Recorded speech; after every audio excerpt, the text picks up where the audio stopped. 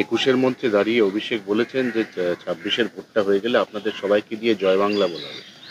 দেখা যাক, আমরা তো ওদের রামনবমী করিয়েছি, জয় শ্রীরাম বলিয়েছি, জয় বাংলা তো ওপাশে হচ্ছে, আর যারা জয় বাংলা বলছে তাদের অবস্থা দেখুন, আবার উল্টো আন্দোলন শুরু হয়ে গেছে।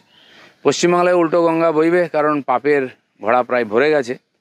21-এ বছরে একদিন ডায়াস্তরে ভাষণ দিলে হবে না, রাস্তায় নামতে হবে, মানুষের সঙ্গে মানুষ কী বলছে শুনতে হবে। বাঙালি বাঙালি বলে বাড়িতে পাঞ্জাবি বউ রাখবো আর বাঙালি বাঙালি ডায়লগ দেবো? বাংলায় কোনো মেয়ে নেই সুন্দরী যাকে বউ করা যায়? পাঞ্জাবি বউ আনতে হয়। বাংলায় কোনো যোগ্য ব্যক্তি নেই যে এমপি ক্যান্ডিডেট হতে পারে? গুজরাট থেকে, বিহার থেকে, উত্তরপ্রদেশ থেকে ক্যান্ডিডেট নিয়ে আসতে হয়। এখানে কোনো ভোটার নেই, বাংলার লোকেদের বিশ্বাস নেই, বাংলাদেশ থেকে রোহিঙ্গা মুসলিমদেরকে ভোটার বানাতে হয়। এখানে কোনো অভিনেতা অভিনেত্রী নেই যাই ভোট দিতে পারে, বাংলাদেশ থেকে অভিনেতা অভিনেত্রী আনতে হয়। আর কি আনবেন ভাবুন, বাংলার মানুষকে আর বোকা বানাবেন না। ছোট্ট করে ওই পার্টটা একটু ক্লিয়ার করে নিচ্ছি, তাহলে যদি আপনাকে দল অন্য কোথাও দায়িত্ব দেয় ফের একবার অন্য জায়গা থেকে রিলিফ গোষ্ঠী, মানে আমি বলছি যে এই যে দেখা যাক কি হয়, সময়ে বলবে সব, তখন আমিও ডিসিশন নেব। না, একটাই প্রশ্ন যেটা বলতে চাইছি সেটা হচ্ছে যে আমরা তো গত লোকসভাতে আসন বদলের পরিণতি দেখে নিলাম। বিজেপি যত কথা বলেছিল আসন বদল করেছে, দেবশ্রীকে উত্তরবঙ্গ থেকে মালা রায়ের এগেনস্টে এনে দাঁড় করিয়ে দেওয়া হয়েছে। এগুলো নিয়ে আপনাদের মধ্যে তীব্র আপত্তি ছিল, কিন্তু আপত্তিটাকে আমল দেওয়া হয়নি, তার ফল পার্টি হাতে নাতে পেয়ে গেছে। তো এবার কি আপনাদের যে চয়েসগুলো সেগুলোকে পার্টি গুরুত্ব দেবে বলে আপনার মনে হচ্ছে? দেখুন, আমরা পার্টির কর্মী, আমাদেরকে নেতা বানিয়েছে পার্টি, এমপি এমএলএ বানিয়েছে পার্টি, পার্টির নির্দেশ আমাদের কাছে আদেশ। তো সময় এলে সব ঠিক হবে। আর আমার মনে হয় পার্টি ওটা এক্সপেরিমেন্ট করেছিল, সফল হয়নি, বাকি পার্টি ভাবছে। পাড়ায় পাড়ায় গিয়ে সমাধান, পাড়ায় সমাধান একটা আগে ছিল, ওটা খুব একটা কাজ হয়নি আগের বার। তো এবার আবার বিধানসভা ভোটের আগে ওই পুরনো মদকে নতুন বোতলে ঢেলে বিপণনের চেষ্টায় মুখ্যমন্ত্রী। আসলে পাড়ায় পাড়ায় এত সমস্যা, এত মারপিট, পাড়ায় পাড়ায় টিচারের নাম দিয়ে চাকরির নাম করে টাকা নিয়েছে, কাটমানি, তারপরে এর জন্য কি বলে আপনার লক্ষ্মী ভাণ্ডারের জন্য কার্ড, এইসব নিতে নিতে পাড়ায় পাড়ায় এত সমস্যা, ওনারা চেষ্টা করলেও সমাধান করতে পারবেন না, সব জায়গায় মারপিট হবে, কলার ধরবেন নেতাদের সমাধান করতে গেলে। তাহলে কি আপনি মনে করছেন যে পাড়ায় পাড়ায় নেতারা যাবে না সাহস করে? না, যাবেন না তো, কতজন গেছে বলুন না, যায় কেউ? ওই 21 জুলাই এতে আসে, বাকি কোনো নেতাকে দেখতে পান? আর যে সবচেয়ে বেশি আলো করে বসে থাকতো কেষ্ট তাকে উঠতেই দিল না ডায়াসে। এই তো পরিস্থিতি, কতজনকে লুকোবেন আপনি আঁচলের তলায়? এই ডাকাতদেরকে মানুষ জবাব চাইবে, কলার ধরবে, এবং এরপর মমতা ব্যানার্জির হাতে পার্টিও নাই, সরকারও নেই, সমস্ত হুলিগানদের হাতে চলে গেছে। আপনি একক ইয়েতে সংগঠনের জোরে খড়গপুরে যে ভিড় করেছেন তা অত্যন্ত উল্লেখযোগ্য, এবং সেটা কিন্তু রাজ্য রাজনীতিতে নজর কেড়েছে।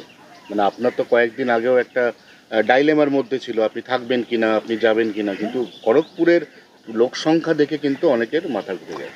না দেখুন, ভারতীয় জনতা পার্টির কর্মীরা, পরিস্থিতি যাই হোক, তারা আছেন, হয়তো সক্রিয় নাই, তারা পার্টিতে কাজ করতে চান, তারা বাংলায় বিজেপিকে ক্ষমতায় আনতে চান, এটা আমার মনে হয়েছে, তাই আমি ডাক দিয়েছিলাম। তো আমাদের সাংগঠনিক জেলা খুবই মজবুত সংগঠন আছে, মেদিনীপুরের সবচেয়ে এগিয়ে আছে বাংলার মধ্যে, জেলার নতুন সমস্ত টিম তৈরি হচ্ছে। তারা মনে করলেন যে অনেক দিন কোনো বড় প্রোগ্রাম হয়নি, হোক, এবং আমাদের সেই সাথী যারা শহীদ হয়েছেন তাদের শ্রদ্ধাঞ্জলির নাম করে সবাই এসেছিলেন। নিঃসন্দেহে এটা খুব আনন্দের। বর্তমান বিজেপি কোথায় আছে এটা হচ্ছে তার একটা নমুনা মাত্র।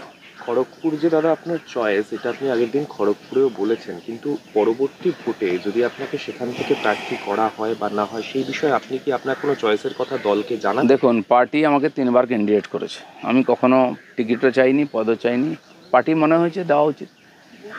মাননীয় অমিত শাহ প্রেসিডেন্ট ছিলেন, তিনি বলছেন নাই নাই বড়ে লিডার করে লড়না চাইয়ে। আমি 6 মাস প্রেসিডেন্ট হয়েছি, 1 বছর আগে পার্টিতে এসে আমাকে বলা হয় ইলেকশন লড়তে হবে, পার্টির নির্দেশ মেনে নিয়েছি। হ্যাঁ, চয়েস জিজ্ঞেস করা হয়েছিল, আমি খড়গপুর বলেছিলাম অ্যাসেম্বলিতে। পরের বারে 3 বছর পরে আবার বলে ইলেকশন লড়ো, জিজ্ঞেস করা হলো, আমি মেদিনীপুর বললাম, জিতেছি। তৃতীয়বার আমাকে কেউ জিজ্ঞেস করেনি, পার্টি যা বলেছে আমি গেছি, রেজাল্ট আপনারা জানেন। তো সেই জন্য পার্টিকে আমি বলে দিয়েছি, আমাকে যদি আপনি ইলেকশন লড়তে বলেন আমি লড়বো। আর আমি তো সংগঠন করার লোক, প্র্যাকটিক্যালি আমি পার্টিকে বলেছিলাম 24-এ যে আমাকে যে দায়িত্ব দেওয়া হয়েছিল, আরএসএস পাঠিয়েছিল অর্গানাইজেশন করতে, আমরা 41% ভোট 19 সালে পেয়ে গেছি, 18টা সিট জিতেছি। তো এক প্রকার সংগঠন দাঁড়িয়ে গেছে, যেন আমাদের মতো অর্গানাইজারদের কাজ শেষ হয়ে যায়, এখানে অন্য জায়গায় চলে যাই আমরা। পার্টি আমাকে রেখে দিয়েছিল প্রেসিডেন্ট হিসাবে, সেই মুক্তি আমি 21-এর পরে চাই। তো আমার কাজটা প্রায় সংগঠনের শেষ হয়ে গেছিলো, কিন্তু হয়তো পার্টি মনে করেছে আর প্রয়োজন আছে, সেজন্য যা কাজ দেবে আমি করবো। তাহলে 26-এ খড়গপুরে বিজেপির প্রার্থী আপনি? না, এটা আপনিও বলতে পারেন না, আমিও বলতে পারেন না। পার্টির যে নির্বাচন কমিটি হবে, পার্লামেন্টারি বোর্ড আছে, তারা ঠিক করবেন। চাকরিহারা শিক্ষক শিক্ষিকারা দিবারাত্রি ধর্ণা কর্মসূচি দেখাচ্ছে দিল্লিতে, কি বলবেন? দিল্লিতে অনেক দিন ধরে যাবে বলছিল, আমার সঙ্গে যোগাযোগ আছে, ট্রেন বুকিং করার জন্য কথা হয়েছে। তো ওনারা লম্বা ওখানে একটা ধর্ণা দেবেন বলেছেন। তো তাদের সে অধিকার আছে, তারা কেন্দ্র সরকারের মাননীয় রাষ্ট্রপতির দৃষ্টি আকর্ষণ করছেন যে তাদের প্রতি যে ইনজাস্টিস হয়েছে, এই শিক্ষিত ছেলেমেয়েরা যারা পরীক্ষা দিয়ে যোগ্যতার আধারে চাকরি পেয়েছিলেন, তাদেরকে কিছু চোর নেতার দুর্নীতির জন্য চাকরি হারিয়ে পথে বসতে হচ্ছে। সেজন্য তারা গণতান্ত্রিকভাবে যেটুকু আন্দোলন করা সেটা করছেন, সমস্ত সমাজ তাদের সঙ্গে আছে।